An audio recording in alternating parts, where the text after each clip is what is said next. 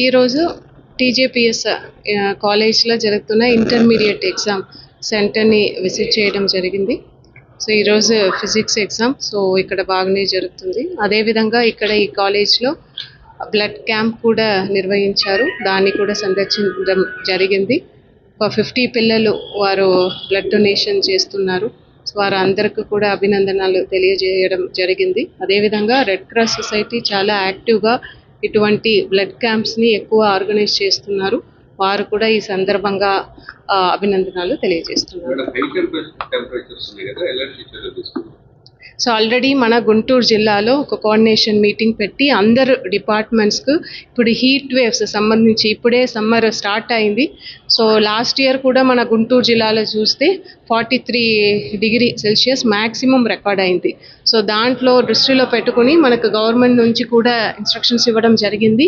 So మనకు last week అందరు డిపార్ట్మెంట్స్కు coordination meeting పెట్టి డ్రింకింగ్ వాటర్ కావచ్చు, అది హ్యూమన్ బీయింగ్స్కి అదేవిధంగా అనిమల్స్కి కూడా ఏర్పాటు చేయాలి అని ఇన్స్ట్రక్షన్స్ ఇవ్వడం జరిగింది. అది ఎక్కడ కూడా ప్రజలకు డ్రింకింగ్ వాటర్ ప్రాబ్లం రాకూడదని ముందస్తు చర్యలు చేయమని బోత్ రూరల్ ఏరియాస్లో SARWSకు అదేవిధంగా అర్బన్ ఏరియాస్లో అందరు మున్సిపల్ కమిషనర్స్కు కూడా ఆదేశాలు ఇవ్వడం జరిగింది. వారు కూడా సమ్మర్ యాక్షన్ ప్లాన్ అని తయారు చేసి ఉంచుకున్నారు. అదేవిధంగా మెడికల్ డిపార్ట్మెంట్ నుంచి ఒక ప్యాంప్లెట్ తయారు చేసి ఈ సమ్మర్ టైంలో హీట్ వేవ్స్ని మనము ఎదుర్కోవడానికి, హీట్ స్ట్రోక్ నుంచి మనల్ని ప్రొటెక్ట్ చేసుకోవడానికి ఎటువంటి ముందస్తు చర్యలు తీసుకోవాలి అన్నది ఒక ప్యాంప్లెట్ తయారు చేసి అందరికీ కూడా ఎక్కువ డిసిమినేట్ చేయమని చెప్పడం జరిగింది. అది కూడా యాక్టివ్గా చేస్తున్నారు. అదేవిధంగా మీడియాకు కూడా ఈ సందర్భంగా మీరు కూడా ప్రజల మధ్యలో హీట్ వేవ్స్ నుంచి వారిని కాపాడుకోవడానికి ఏమేం చర్యలు తీసుకోవాలి అన్నది గురించి కూడా ఒక అవగాహన కల్పించాలనేది ఈ సందర్భంగా తెలియజేస్తున్నాము. అదేవిధంగా పబ్లిక్ ప్లేసెస్లో కూడా అక్కడక్కడ ఎక్కువ జనాలు వస్తున్న చోట్ల ఒక షెల్టర్స్, అదేవిధంగా చలివేంద్రం, మజ్జిగ, ఇవి అన్నీ కూడా అదర్ NGOs అదేవిధంగా సివిల్ సొసైటీ ఆర్గనైజేషన్స్తో కూడా కోఆర్డినేట్ చేసుకుంటూ అన్ని ప్లేస్లో కూడా అరేంజ్ చేయమని ఇన్స్ట్రక్షన్స్ ఇవ్వడం జరిగింది. అదేవిధంగా మన గుంటూరు జిల్లాలో డిస్ట్రిక్ట్లోనే ఇక్కడ కలెక్టరేట్లో ఒక నోడల్ ఆఫీసర్ని DPMని పెట్టి ఒక కంట్రోల్ రూమ్ కూడా స్టార్ట్ చేసి ఉన్నాము.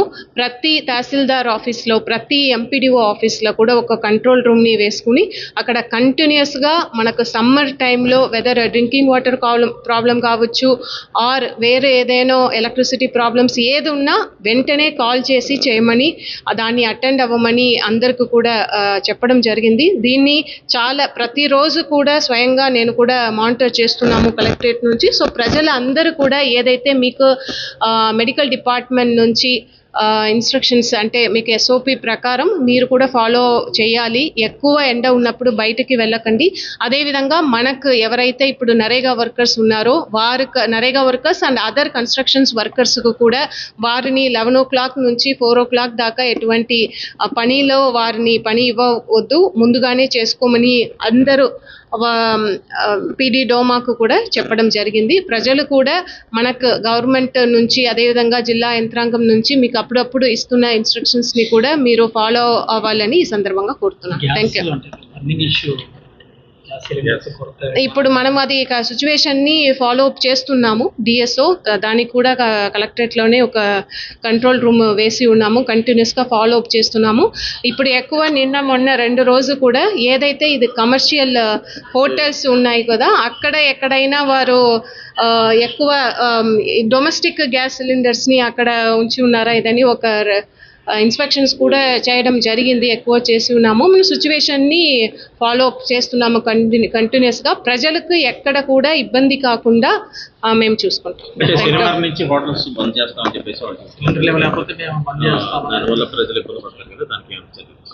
అలాంటిది ఇప్పుడు ఇంకా నా దృష్టికి రాలేదు.